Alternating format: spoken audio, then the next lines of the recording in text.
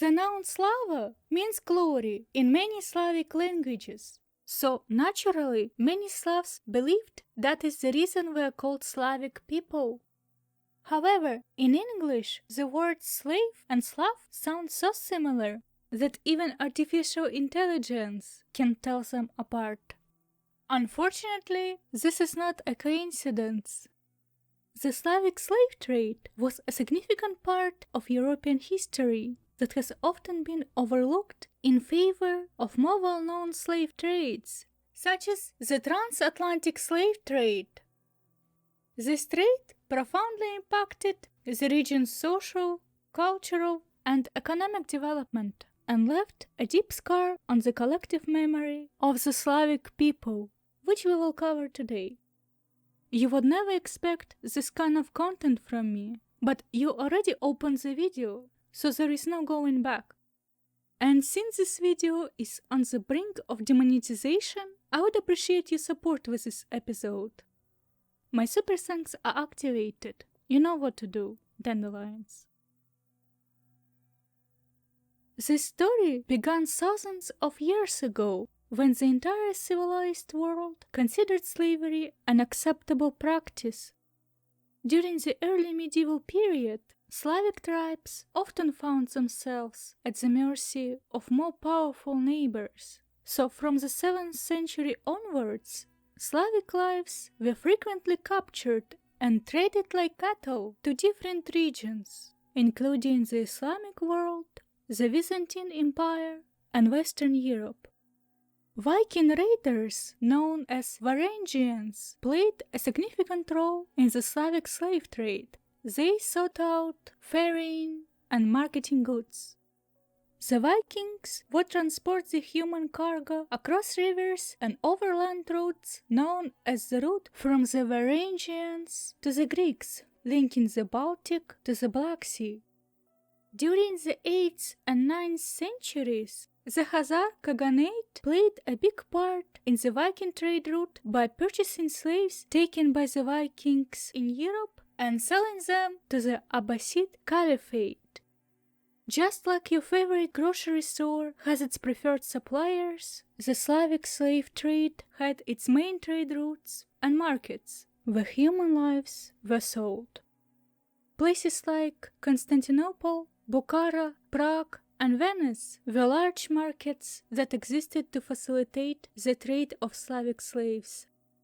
Slaves were often bought and sold for various purposes, including agricultural labor, household work, concubines for wealthy men, or military service. Over time, more and more Eastern Europeans were baptized into Christianity, so it became awkward for Western Europeans to purchase Slavic captives, and European routes eventually stopped functioning, unlike the Central Asian route. The Bukhara slave trade ended in 1873, when the Russians motivated its closure by the conquest of Central Asia.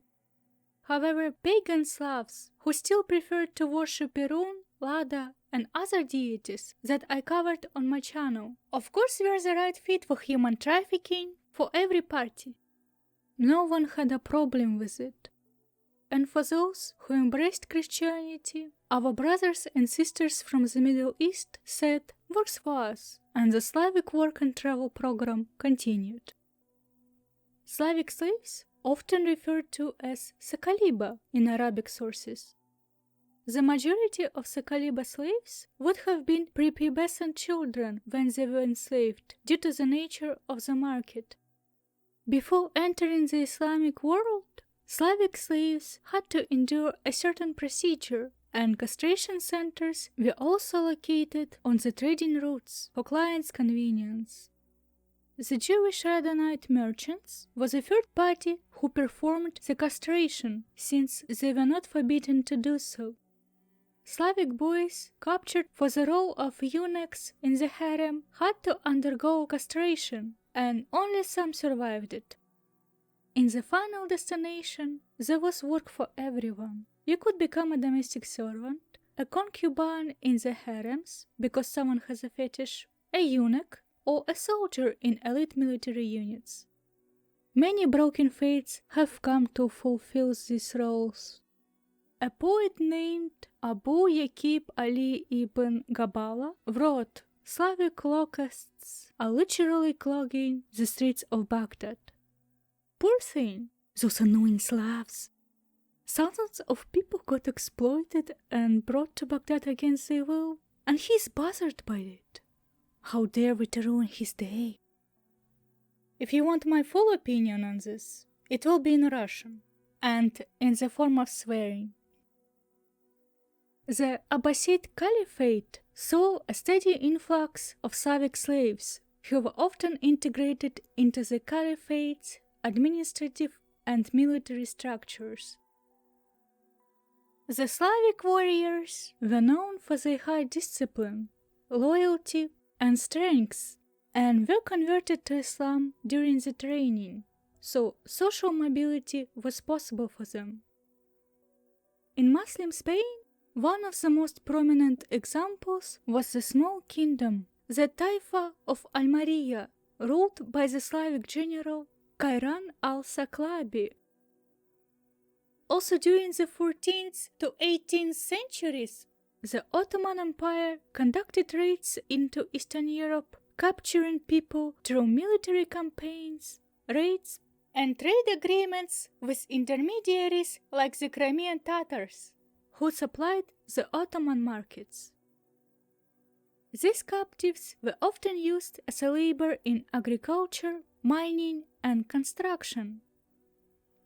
Female Slavic slaves often became part of the harem system because of their beauty. The most famous figure from this dark chapter of history was our girl Roxolana, harem sultan, who achieved considerable political influence in the palace and left lasting legacies. And there is a TV show about this lady. This work and travel program largely contributed to the diversity of the region and left impacts on both the enslaved and the enslaving societies. Wait, that didn't really stop. During the collapse of the Soviet Union, the Eastern Bloc experienced many changes, such as the transition to capitalism, the introduction of the free market, dangerous gangs, and the collapse of the economy. People lost jobs, and currency devaluation left many families without life savings in a matter of days. Organized crime networks quickly capitalized on the situation, and many women and girls were often lured with false promises of employment or better living conditions abroad, only to find themselves trapped in exploitative situations. And there is no way to go back, because that is what you do when your family needs to eat. You feed them. Currently, the economic situation appears to be changing. Still, the system remains the same as in the 90s. Victims are misled with false job offers in the hospitality, entertainment, or domestic service sectors. They are transported and their documents are confiscated upon arrival, making living difficult.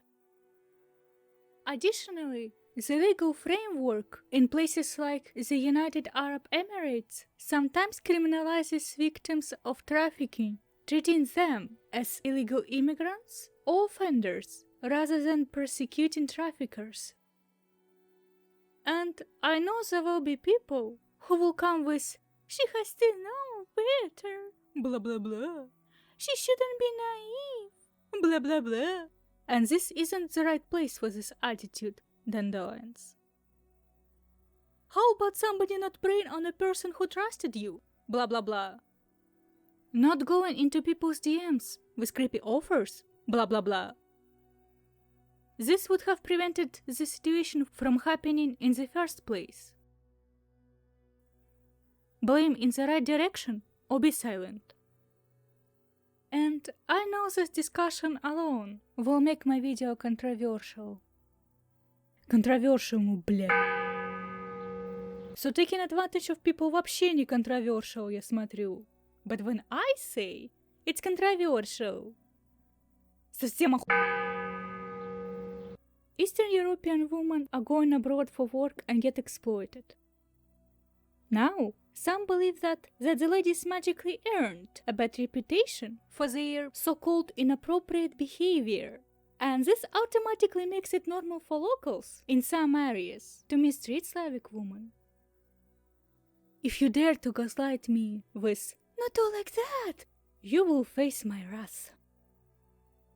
As you can see, the echo of the Slavic slave trade affects the daily life of Eastern Europeans, their personal safety, and how they are perceived in society, which in turn affects employment opportunities and income. We all heard about the submissive, obedient Slavic woman that passport bureaus are searching for.